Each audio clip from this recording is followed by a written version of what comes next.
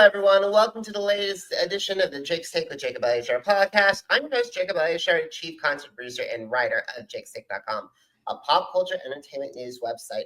Now, if you're listening to us on our audio platforms, please give us a thumbs up, and please give us a 5-star rating, and download this episode and more episodes. But if you're watching us on YouTube, please give us a thumbs up and please subscribe.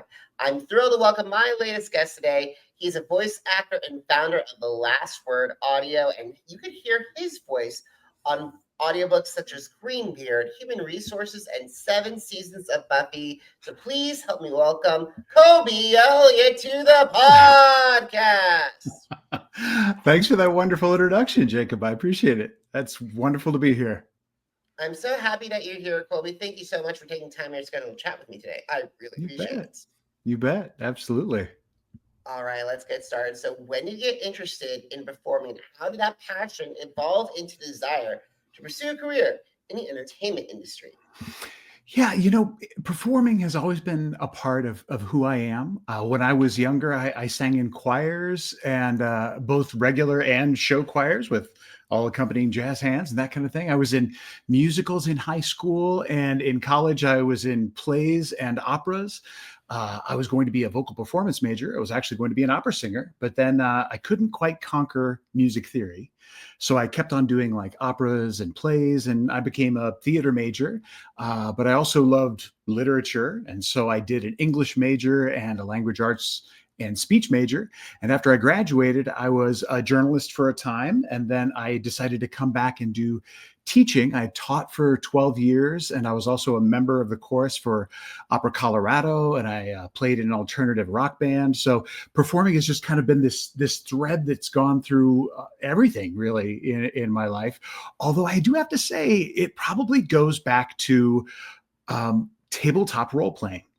I have to say, like, role-playing games like Dungeons and Dragons. I got my first like tabletop role-playing book, I think, when I was about 10 years old, and making those fun voices and creating those fun characters at the table with my friends was something that it taught me about story structure. It taught me about characterization. It taught me about all of these kinds of things that you wouldn't think of, especially because when I was doing role playing, it was during the Satanic Panic. And so they thought, oh, this is a horrible thing, but it's more than that. It was just theater improv was basically what it was, with a little bit of die rolling to show the elements of chance and that kind of thing. So that has sort of wound its way all through my life in terms of performing. But probably getting started with audio and like audiobooks, I can actually take you back to the moment, I think, when I got hooked on that. And it was in 1977. If I could paint a picture for you, I got a record that I still have. It's kind of a totem. It's called The Story of Star Wars. Wow. Yeah, and it's got, for those of you who are just listening, it's got 3PO and R2-D2 standing on Tatooine, and it was narrated by a gentleman by the name of Roscoe Lee Brown. And he starts off... AKA the Kingpin from Spider-Man.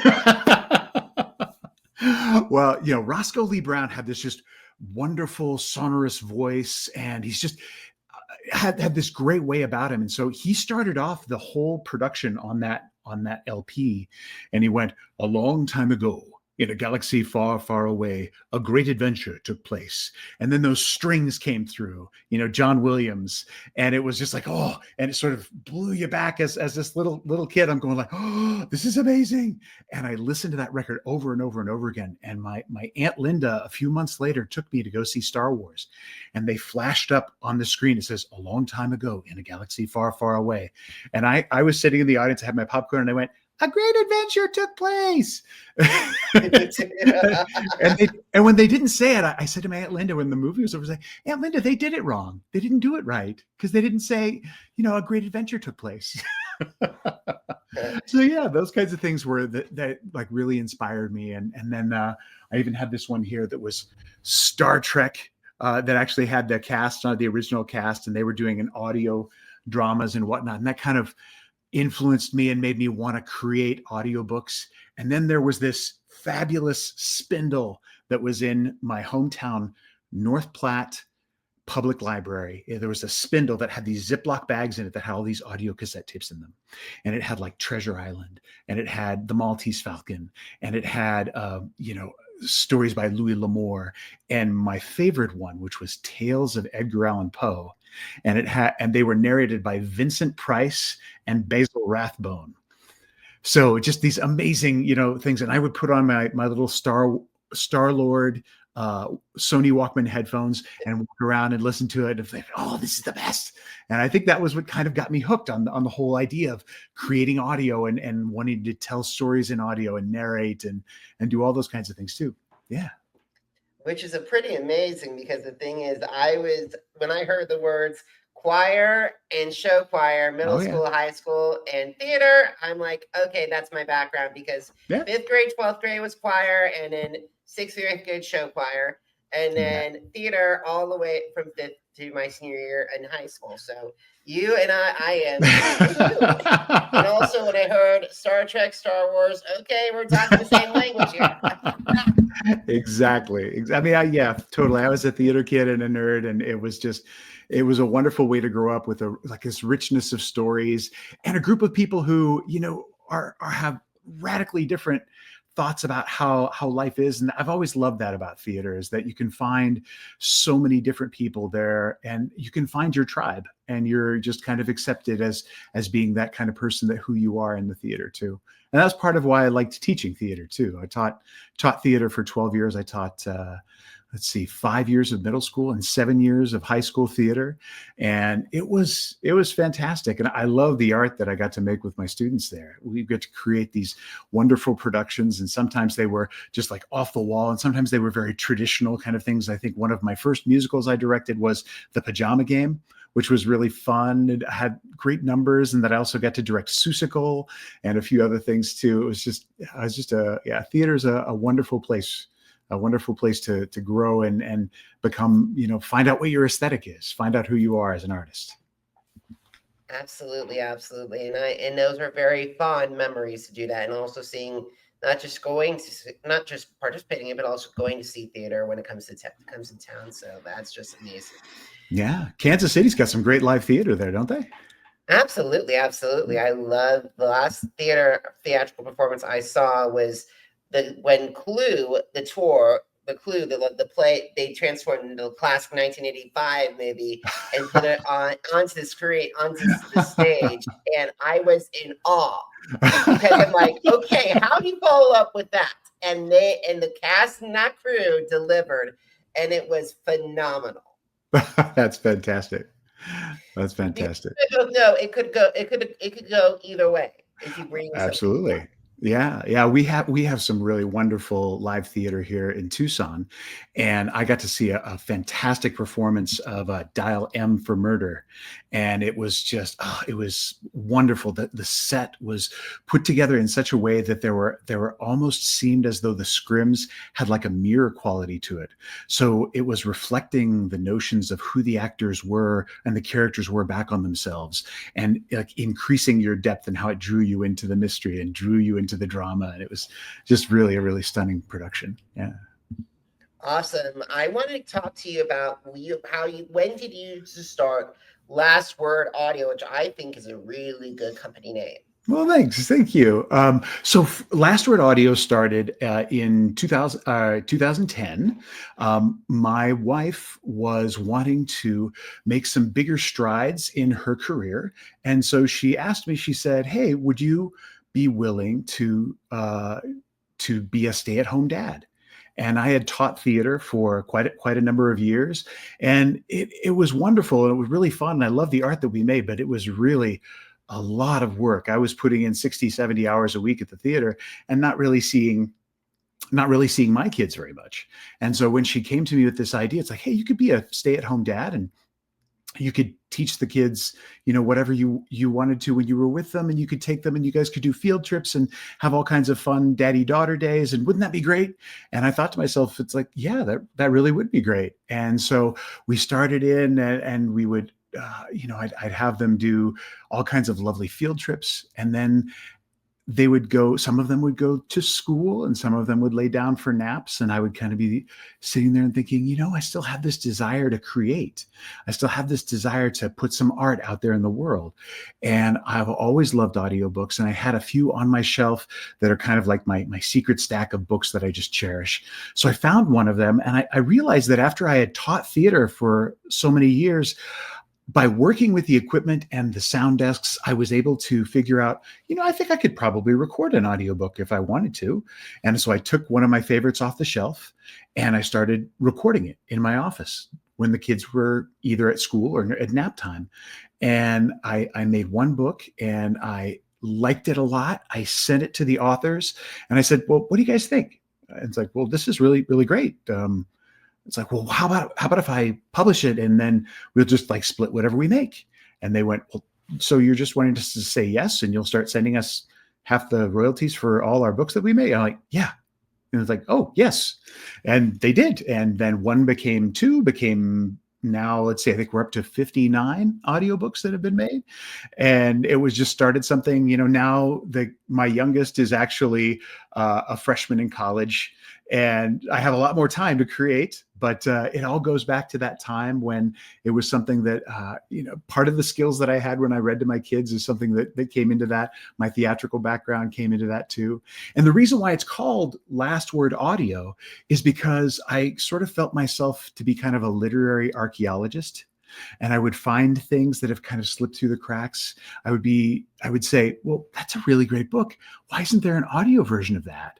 And, come to find out that, at the time, it was really expensive to produce audiobooks.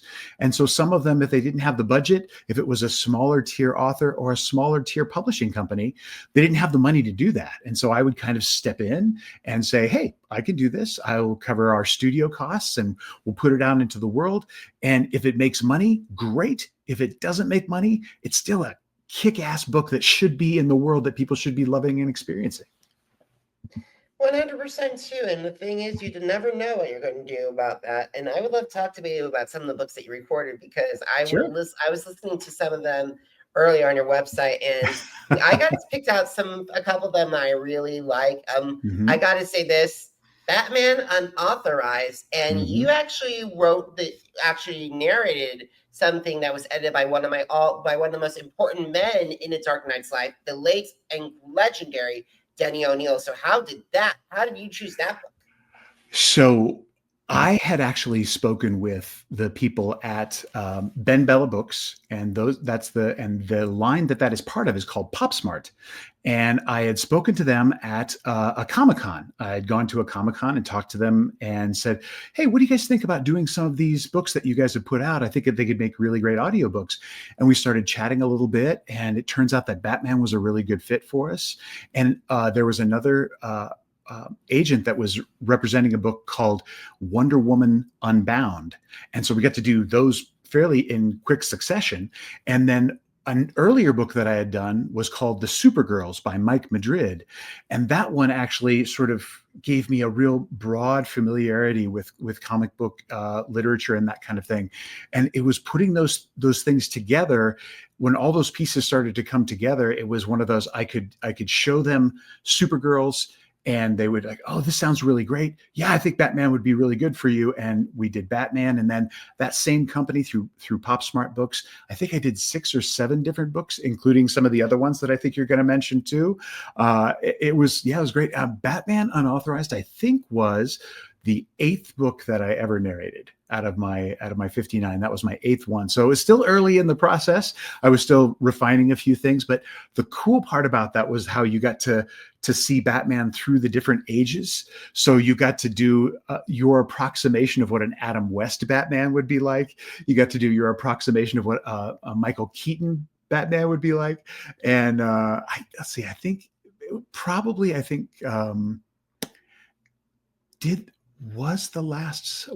know Batfleck wasn't in there, so I didn't do Ben Affleck's Batman, but maybe like, did you see a Clooney or a Bale? There might have been. I think Bale was where we stopped. Yeah. But it was neat to be able to do all those and to be able to sort of do my approximation of what Kevin Conroy sounded like.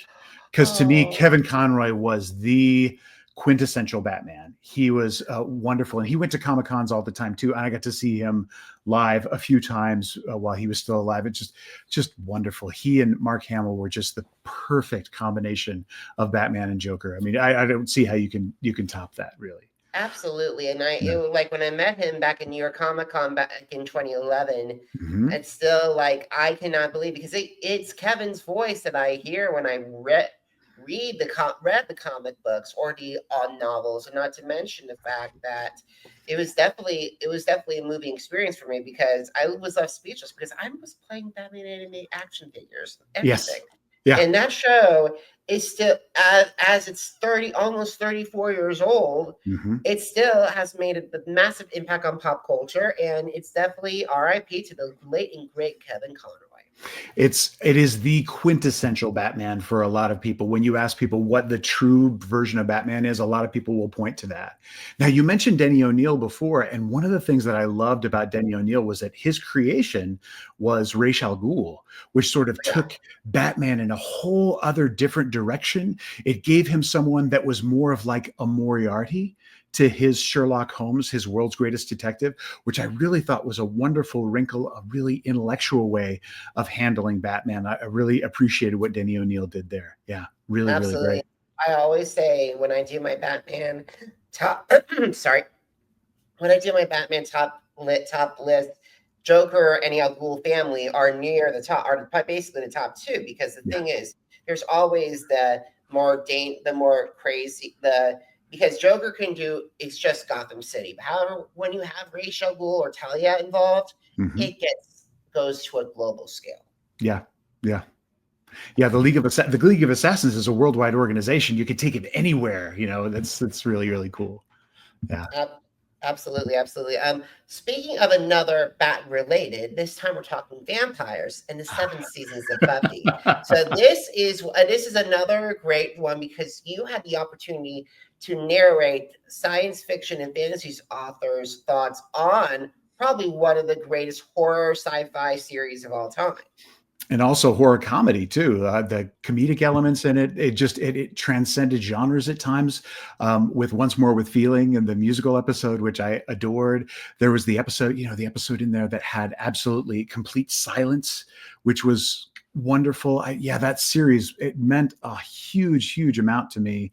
Just having watched it as it came out weekly, we would watch the episodes, and probably I would say my son, who is now 32, he would watch it sometimes with us, and that was probably a little young for him to be watching that, but he would just absolutely go into hysterics if we tried to say, oh no, it's time for you to go to bed. We're going to stay up and watch Buffy the Vampire Slayer. It's like, no, not Buffy. No Buffy without me. No. And it was the cutest thing.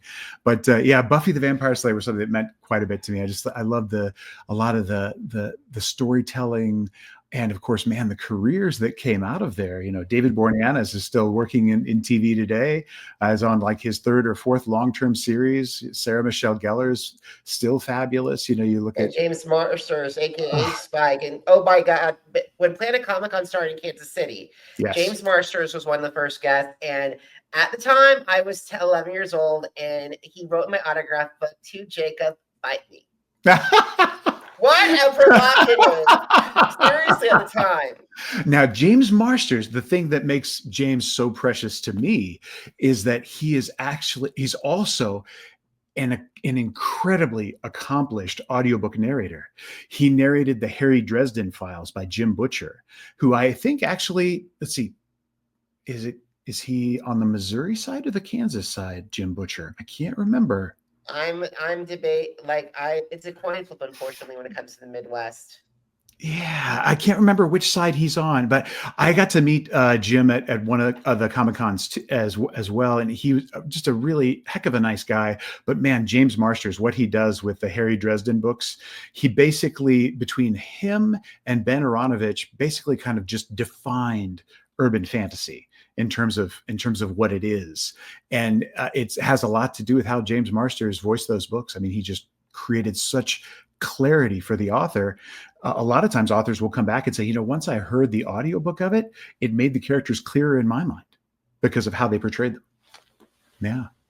Absolutely, absolutely. So this will be an interesting resource because I love this concept. Human Resources, a dark comedy thriller with heart, lungs, and kidneys. Oh, and there's a botched monkey kidnapping. There is, yes. Well, now we're talking about Bill Fitzhugh, the author there. Now, Bill Fitzhugh is a wonderful author that everyone should know more about. He's very similar to like a Carl Hiaasen in that it's things go off the chain quickly. Things are very funny. One of his funniest books is called Pest Control, which is the story of this guy by the name of Bob Dylan, Dillon, who is a exterminator, and people think that he is actually an international assassin. And so people start to try to kill him. And it's very sort of Wile E. Coyote kind of thing. And so each one of those has a very interesting premise to it. And the way that Bill delivers on it, his writing is excellent. I did one that was called Fender Benders that takes place in Nashville, Tennessee, around the country music industry. And this one takes place around organ transplantation. And it's one of those sort of ripped from the headlines kind of things that's also at the same time a really interesting taut thriller. But it has these wonderful comedic moments in it too. Now, I've worked with Bill for a number of years. He was, I think, the second or third book that I ever narrated was Pest Control. And then Human Resources, I believe, was 33rd. So I've done a lot of his books, and all of them are really wonderful to come back to. And they all have these wonderful premises. A lot of times it's a fish out of water or something like that. And he has this background in music. So if you are a big music fan, you can find all of these little Easter eggs of the different musical pieces that he puts in these places. And you go like, oh, I know that song. Oh, I know that too. Because he actually was a host on Sirius XM. He had his own DJ show that he was doing for a while. So that's amazing. That's amazing. Yeah. And now we got to talk about, you lent your voice to Greenbeard, and it's something that's very interesting, which you describe this book to my audience, because I think my audience who have kids that are in Generation Alpha or Beta might be interested in it. Well, basically, we have a Cambridge-educated lawyer who wants to be a pirate. And so he's trying to make his bones as a pirate, and he raids what he thinks is the Spanish plate fleet, but instead is actually the Martian saucer fleet. They abduct him, and they implant a semi-sentient green life form where his formerly lustrous golden beard was. And from then on, he's on this, and then they send him back. He escapes and gets back to Earth. And when they find, his crew finds him, time has actually passed for him, but through time travel and a few other science fiction hand-wavium kind of things, he's back on Earth. And he runs into all of these quasi-historical characters in the 17th century high seas, and they have these adventures as they're trying to make their pirate ship able to go to outer space back to Mars so he can get his vengeance on the people that took his beard. And all the while singing bawdy sea shanties.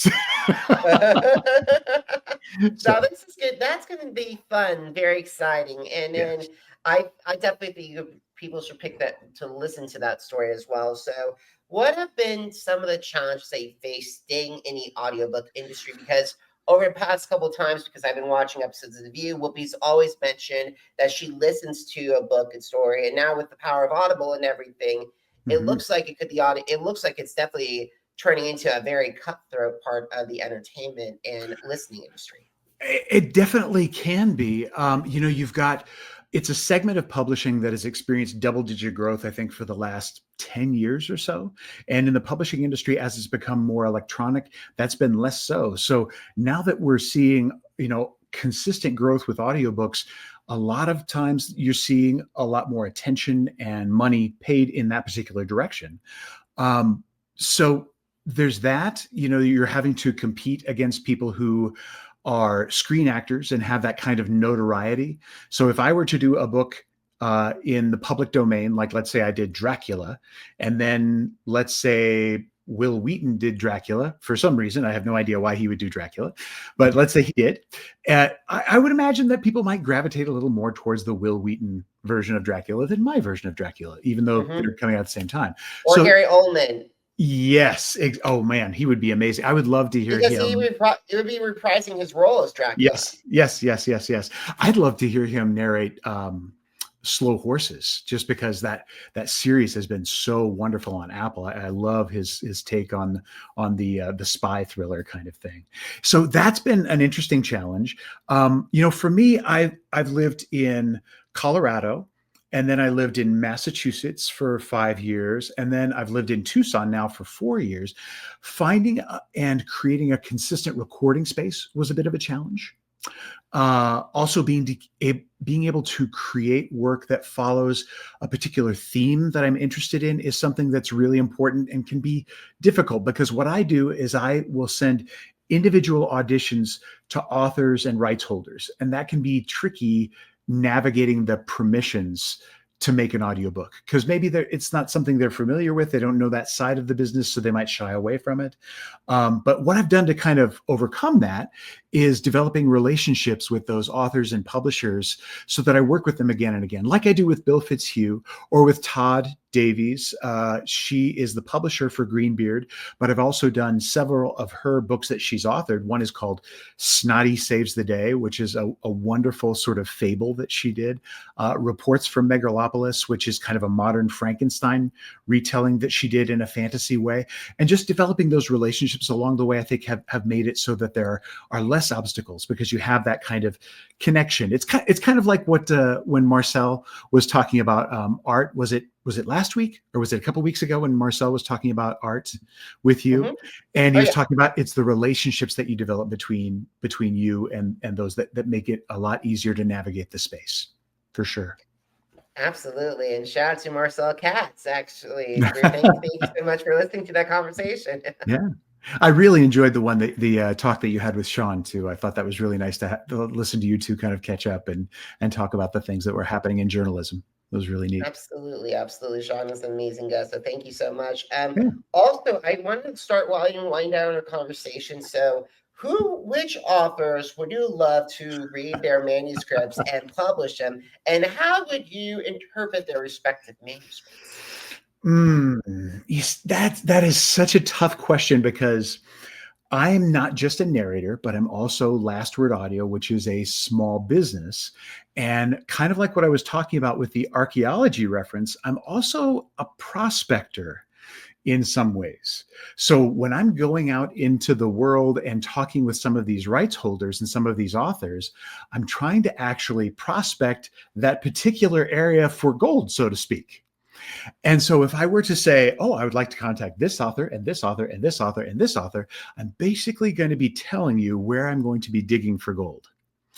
And it's probably not a super great idea to say where I'm going to be digging for gold next. Also, I tend to try to not talk about projects that are coming up until I've actually signed an agreement with the author, because what I tend to find, I don't know what it is about the universe, but it causes it, if you talk about it before the deal is complete and you start producing it, it evaporates. I think the universe says, oh, well, you've already taken it for granted, and it kind of goes away.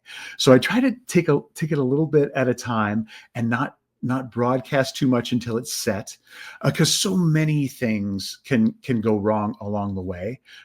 Sometimes, like when you listen to an audiobook, you can have a person who hates the premise of the book, or they hate the author's execution, or they don't like my voice, or they like my voice but don't like my delivery because it's too fast, it's too slow, it's too monotone, or it's too sing-songy. Any of those things can be true, and they can all be true at the same time. They could hate the genre, or they could like refer to it in a weird way. So there's so many things that can go wrong within an audiobook, that when you have one that's out there that really works, it's kind of a small miracle. And you want to sort of encourage that miracle to keep going along. I mean, would I love to do a Stephen King book? Yes, but I also really like the way that the people who are doing them now are doing them. So I wouldn't want to replace like Will Patton. He's got a wonderful voice. I wouldn't want to change him for the world. Would I want anyone but James Marsters to do Harry Dresden? I would not. You know? And there's another gentleman by the name of Cobna Holbrook Smith who does the Peter Grant novels, which is The Rivers of London that by Ben Aronovich, and he's perfect as well too. So I wouldn't want to give anything away. There are lots of fun things on the horizon, and I'm always open to something that's going to inspire me next. I never know where I'm going to pivot in terms of genre or in terms of the type of thing I want to work on next. Absolutely. And like the thing is, like when Kate and I were talking about this, and it was like basically we could it's like basically you're reversing speaking out in the universe. Like I never thought about that theory before. Like Yes. because we're always taught about speaking out in the universe, like with podcasting, like saying, I want to get this guest, I want to have that guest or something like that. But but Colby, you brought up a really good point about the reverse side. Well, that was also Kate too. I mean, she's a very wise Aussie. So there you go. Absolutely, absolutely. So so I have a last question for you. Are you ready? I am absolutely ready. So the last questions are, where can my audience find out about Last Word Audio? And more importantly, where can they find you, your website? And also, if you have any social media, share your channels? Absolutely. So for finding my work, I would say lastwordaudio.com is a great place to start. If you are looking for me individually as a narrator, you can look right over here. It's Colby like the cheese and Elliott with 2 L's and 2 T's. So if you can remember that little rhyme, you're good to go if you go onto Audible or iTunes. Last Word Audio is on Facebook. It's also on Threads and all the other channels. If they're not under Last Word Audio, they're under my name, under Colby Elliott. And those are probably some of the best ways to find it. And of course, on Audible, I always send people over to Audible. If you just simply type my name into the search bar, you'll get all 59 titles that we've created over there.